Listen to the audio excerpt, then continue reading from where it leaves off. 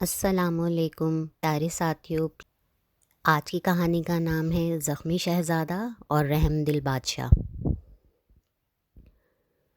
بچہ لنگڑاتا ہوا اور روتا ہوا محل میں داخل ہوا تو اسے اس حالت میں دیکھ کر ملکہ کی آنکھوں میں خون اتر آیا۔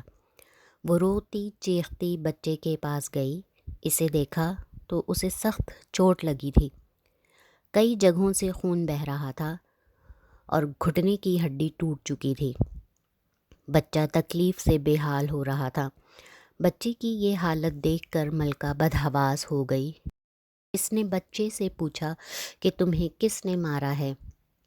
بچے نے ایک لڑکے کا نام بتایا جس کے ساتھ وہ کھیل رہا تھا۔ کھیل ہی کھیل میں لڑائی ہو گئی۔ اس لڑکے کے ہاتھ میں ایک لکڑی تھی۔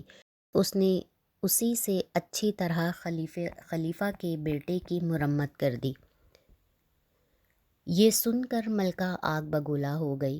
اس نے فوراً ملازموں کو حکم دیا کہ فلاں بچہ پکڑ لاؤ۔ وہ اس لڑکے کو پکڑ کر محل میں لائے تو لڑکے کے پیچھے اس کی ماں بھی روتی پیٹتی آ گئی۔ خلیفہ عمر بن عبدالعزیز سو رہے تھے۔ شور سنا تو اٹھ کر کمرے سے باہر نکل آئے۔ پوچھا کیا بات ہے؟ ملکہ نے اپنے لڑکے کی ٹوٹی ہوئی ٹانگ دکھائی۔ ملزم لڑکے کی ماں رو رو کر کہہ رہی تھی، یہ میرا بیٹا ہے، اس کا باپ مر چکا ہے۔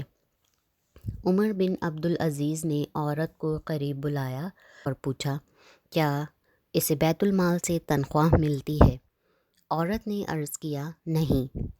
خلیفہ نے حکم دیا اس عورت اور اس کے یتیم بچے کا نام فوراً رجسٹر میں درج کیا جائے اور انہیں پابندی سے روزینہ ادا کیا جائے۔ بیوی نے سخت احتجاج کیا کہ اس نے آپ کے بیٹے کو لنگڑا کر دیا، سزا دینے کے بجائے آپ الٹا اسے روزینہ اور گزارا الاؤنس دے رہے ہیں۔ آپ دیکھیں گے آئندہ وہ آپ کے دوسرے بیٹے کو بھی لنگڑا کر دے گا۔ جناب عمر بن عبدالعزیز نے فرمایا، اللہ کو یہ بات زیادہ پسند ہے کہ قدرت ہونے کے باوجود آدمی معاف کر دے،